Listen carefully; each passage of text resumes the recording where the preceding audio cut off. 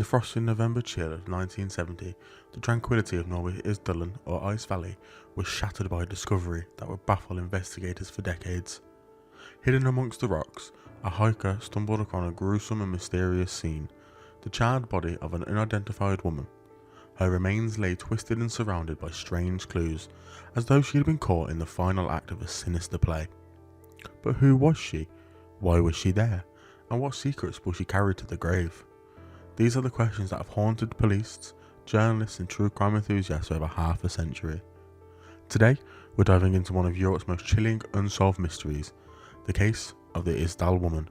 This isn't just another unsolved death, it's a story drenched in conspiracy, espionage and unanswered questions that feel straight ripped out of the book of a Cold War spy novel. The discovery of her body was only the beginning, because the investigators soon uncovered a trail of bizarre clues, which we'll get into as we go through it. The more you dig into this case, the more the mystery deepens. But one thing is clear: someone, somewhere, wanted this woman dead and buried. In this video, we'll retrace her final days, examine the evidence, and explore the theories that have kept this case alive for more than 50 years. From the isolated valley where she was found, to the shadowy world of potential espionage, we'll uncover why the Isdal Woman remains one of the most perplexing mysteries in modern history. But first, let's begin at the start: the discovery of the body. It was Sunday, November 29th, 1970, when a father and his two young daughters set out for a hike in Isdalen, a remote and rugged valley near Bergen in Norway. This area was known as locals as Death Valley, a name that stemmed from a series of tragic accidents and eerie stories associated with the location. That day, the trio ventured into the valley, unaware that their peaceful hike would lead to the discovery of one of Norway's most enduring mysteries. As they moved deeper in the valley, the father began to notice a peculiar and unpleasant smell lingering in the cold air. It was sharp and acrid, unlike any natural sense from the forests and rocks around them.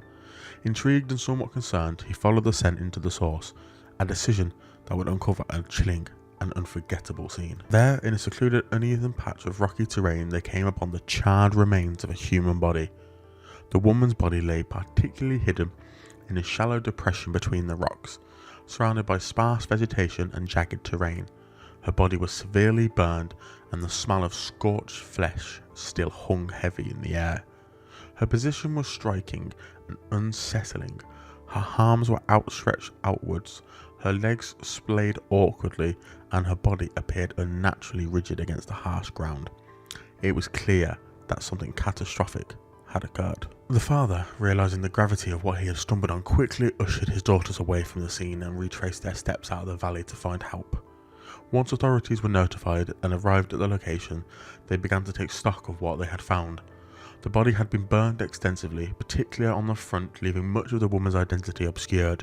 Her face and hands were so badly damaged by the fire that identifying her through facial features or fingerprints would prove impossible at the time. The ground around the body provided more questions than answers. The burn marks were concentrated in a specific area, suggesting that the fire consumed her was contained and deliberate. Nearby remnants of what appeared to be clothing lay partially burned. According to the grim scene, the location of the body itself was perplexing. Isdalen is not an easy place to access, especially in the late autumn when the weather is cold and the terrain is treacherous. The path valley is secluded, surrounded by steep cliffs and dense vegetation, raising the question of how and why she ended up in such an isolated place. Her body was found lying on a bed of rocks, with no immediate signs of a struggle or any evidence of another person's presence at the scene. There was no nearby shelters, no signs of a campfire, and no clear explanation as to why anyone would venture to such a remote area willingly. The positioning of her body and the extent of the burns seemed deliberate, as though there's some intention behind why she was found. Her proximity to the small campfire was also noted, though its significance was unclear at the time. What added to the strangeness was the absence of any identifying items on or near the body. No wallet, no ID papers, no personal effects of any kind that might point to who she was or where she had come from. It was as though someone had gone to great lengths to erase her identity. Despite the lack of clues about who she was, her presence in the desolate location was undeniable, leaving the investigators with only the haunting image of her burned body and the faint traces of a fire that had engulfed her.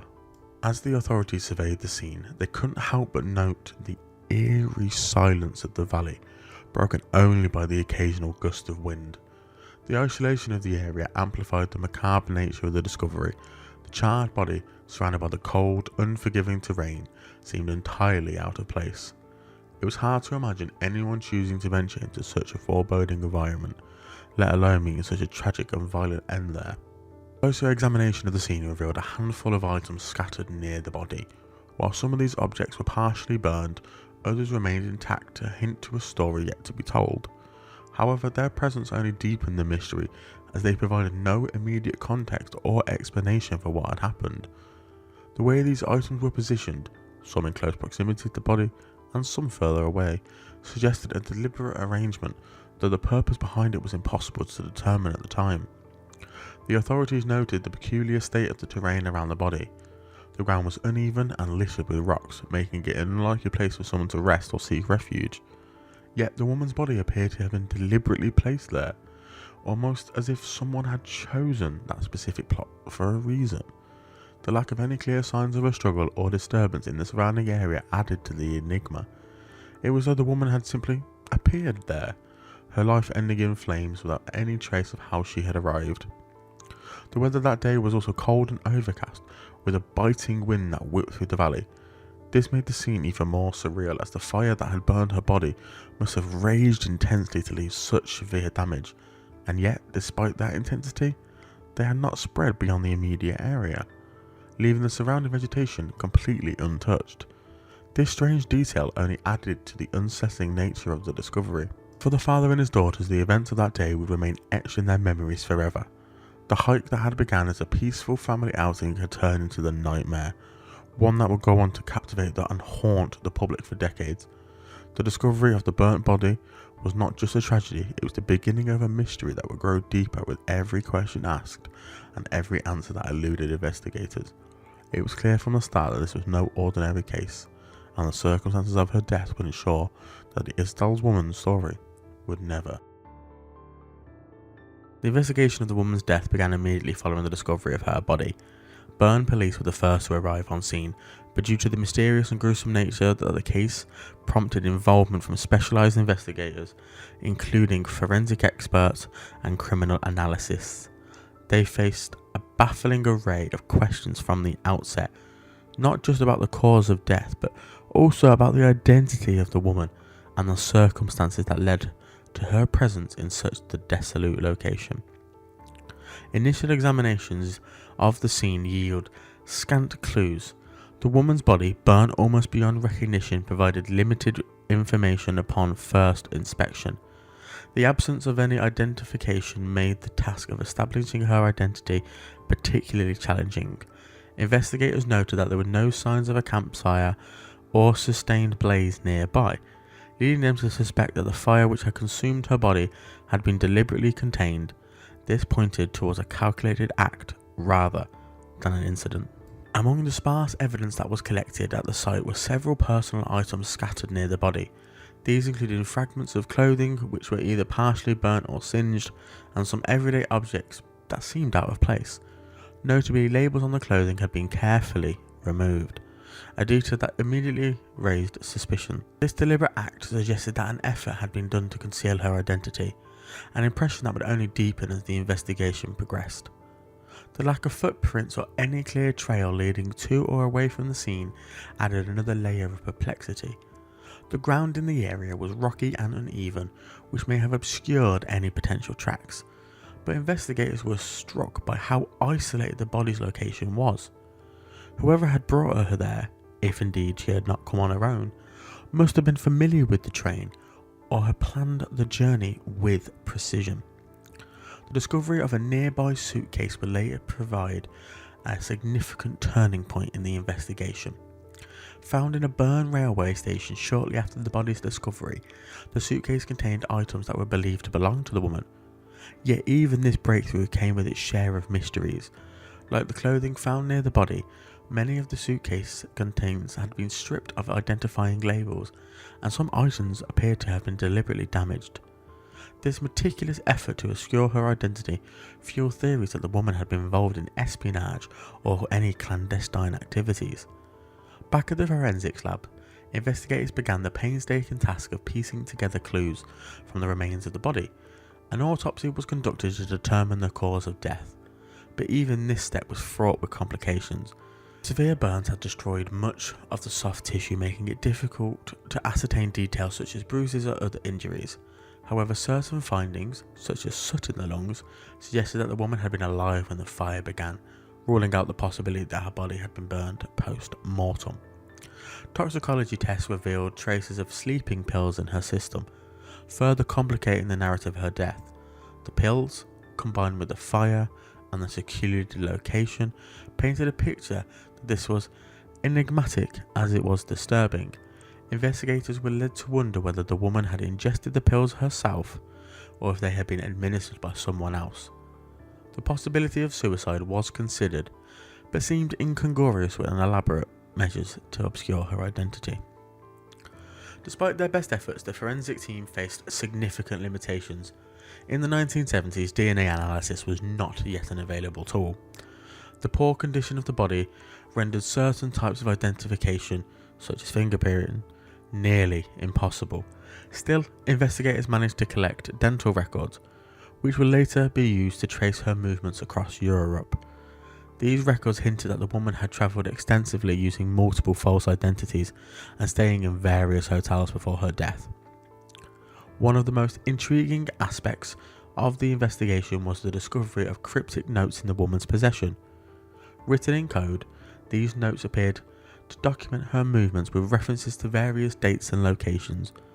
Police worked tirelessly to decipher the notes, believing that this would help and hold the key to understanding her purpose and identity.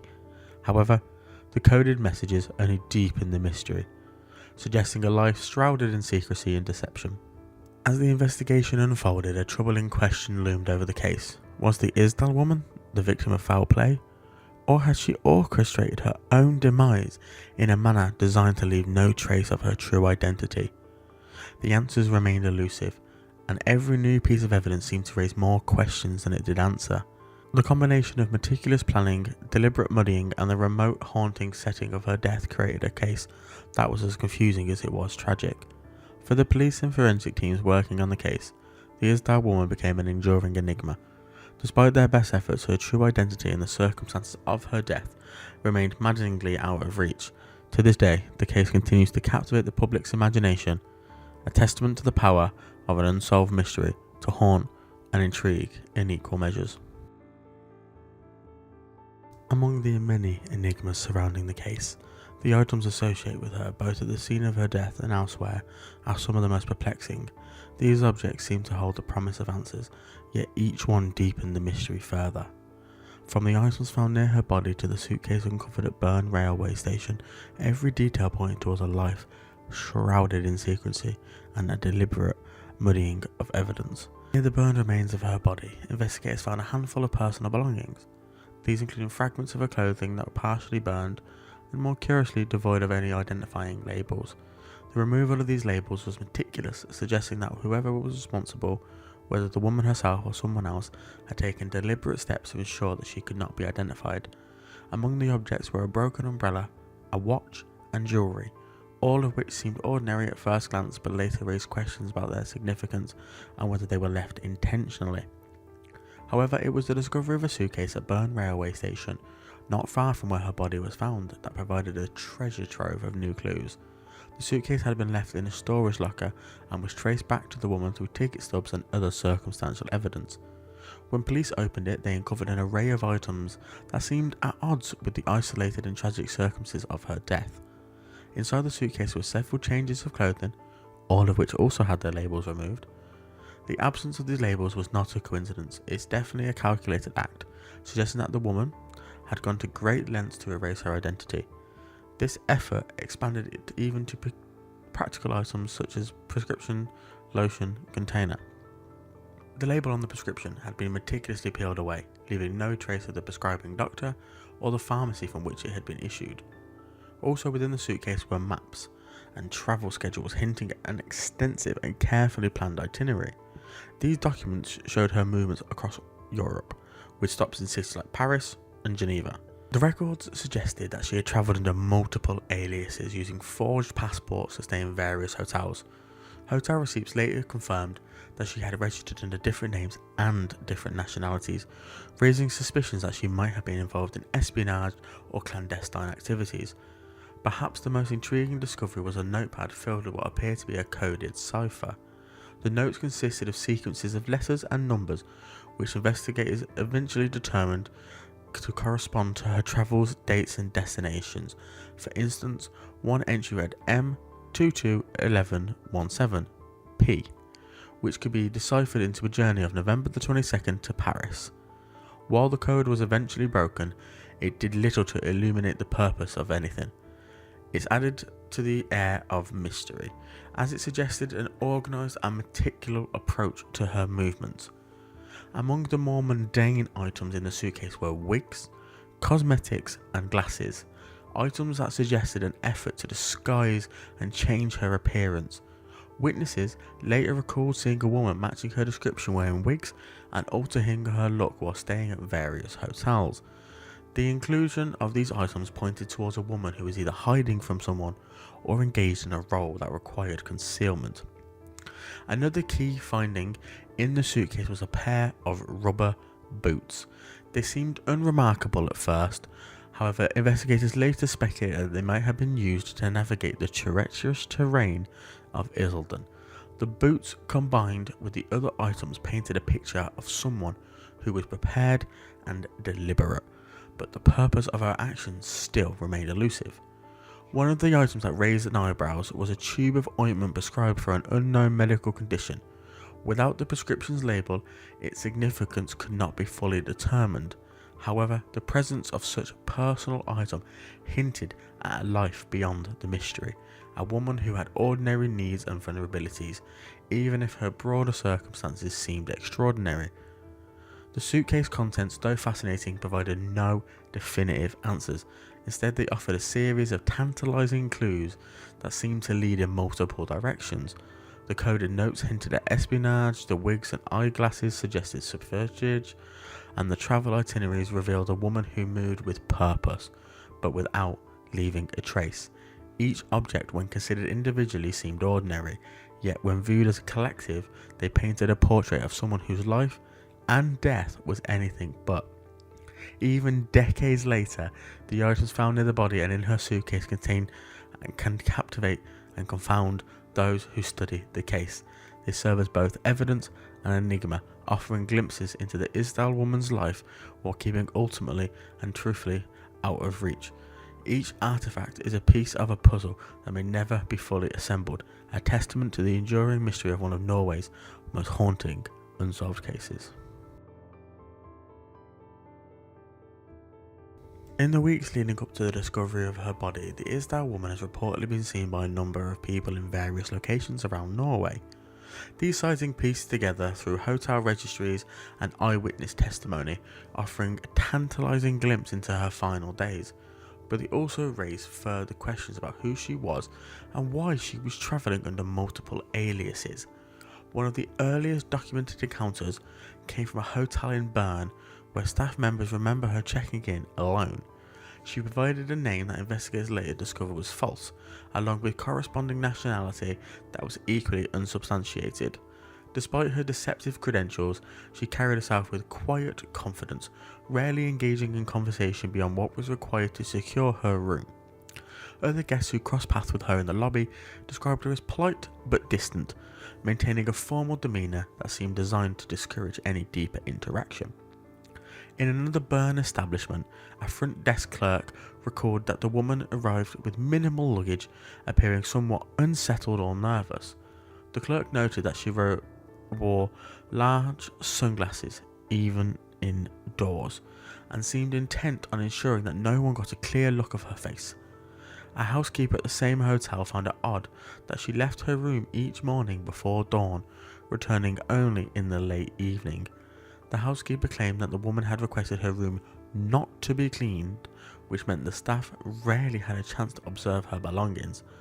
Such behaviour was noteworthy enough for the housekeeper to mention it to her colleagues long before the case even made headlines. As investigators traced her steps further, they discovered she had made frequent visits to travel agencies, purchasing train and ferry tickets to destinations in Norway and further abroad. Some travel agents remember her asking detailed questions about routes and schedules as though she needed to coordinate precise timings. One agent in particular was struck by her accent, which seemed difficult to place, neither Norwegian nor distinctly foreign. The woman's speech contained traces of multiple languages, suggesting she was very well travelled or had spent a lot of time in various regions. Witnesses in other parts of Norway recall seeing a woman matching her description in restaurants, shops and bus stations. In each case, her attire differed slightly. Sometimes she wore a stylish coat and a wig, other times she appeared more casual and blended in easily to the crowd. A few people mentioned that she spoke tersely, often in hushed tones as if wary of drawing attention to herself. On one occasion, a waitress recollected that the woman lingered over a single cup of coffee for nearly an hour, her eyes fixed on the door as if she was expecting someone to arrive. Hotel staff who attended during her travels gave conflicting reports about her demeanour. Some described her as pleasant as reserved, offering a formal smile but never reaching eye contact. Others claimed she showed signs of anxiety, pacing her room or asking for directions to relatively obscure destinations.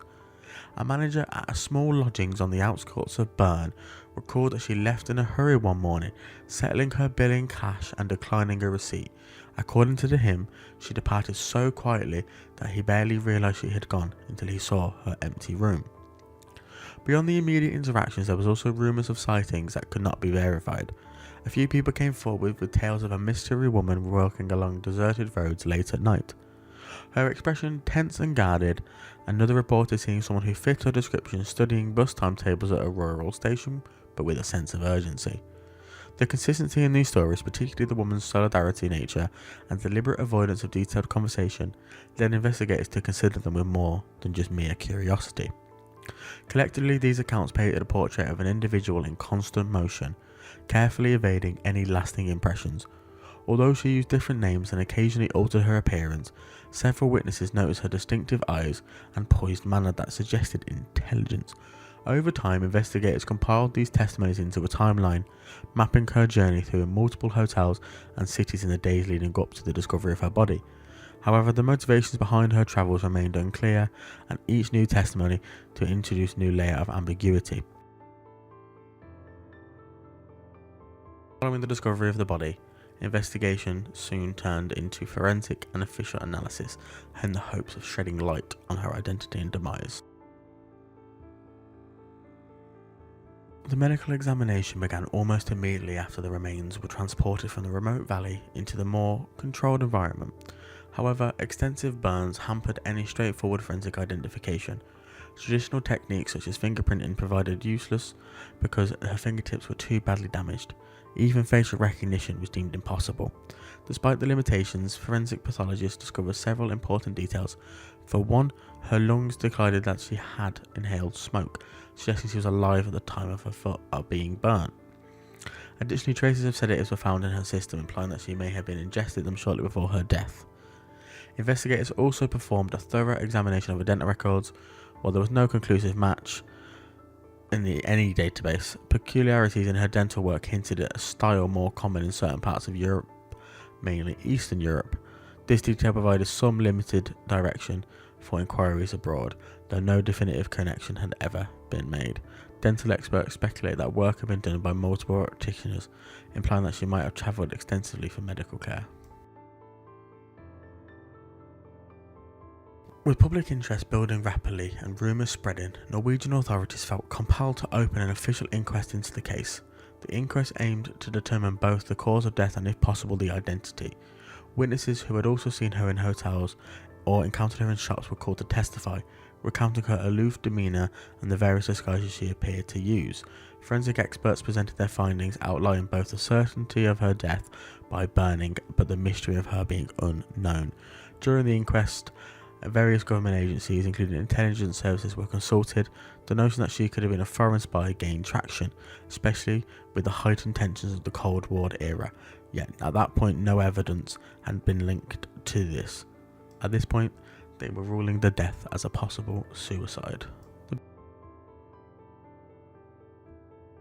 biggest leading theory is that she has been a spy, some form of espionage. This is the reason the case has stayed in the public eye for so long, due to the fact that this lady potentially was a spy. Also, that she may have been involved maybe in just the criminal underworld, similar to a spy, but not for the government, hence the hiding of her identification. Another more sad theory is that this was a form of suicide and she just did not want to be identified. So whatever may have caused her to get to that point, she just wanted to be left unknown. The Isdal Woman story remains one of Norway's most enduring and unsettling mysteries, from the remote and haunting valley where her body was discovered, to the cryptic cipher, and every aspect of her life and death seemed calculated to defy easy explanation. Despite the best efforts of investigators, journalists and crime enthusiasts, the puzzle of her identity and motives remained tantalizingly incomplete. Her multiple aliases, coded notes, and the careful removal of identifying labels hint at a life spent avoiding scrutiny. Was she fleeing someone, or perhaps involved in espionage for a more personal content for anonymity? Theories abound, yet every new piece of evidence feels more like another layer of intrigue rather than a straightforward answer. Decades have passed since that cold November day in Norway where her body was found, but the fascination has never truly waned. Modern forensic techniques continue to offer slim possibilities of resolution, while new generations of online sleuths pore over every available scrap of evidence. In some ways, the Isdal Woman has transcended her own tragedy to become a symbol of all the stories that slip through the cracks of history. Ultimately, what keeps us returning to her case is the pull of the unknown. We're drawn to unresolved questions and the mysteries that defy our attempt to categorise them nice and neatly. The Isdal Woman's life and death stand as a reminder that even in our age of boundless information, there are still shadows beyond our reach, places in our collective past that refuse to give up their secrets. Thank you for joining me in exploring this unsettling chapter of true crime history.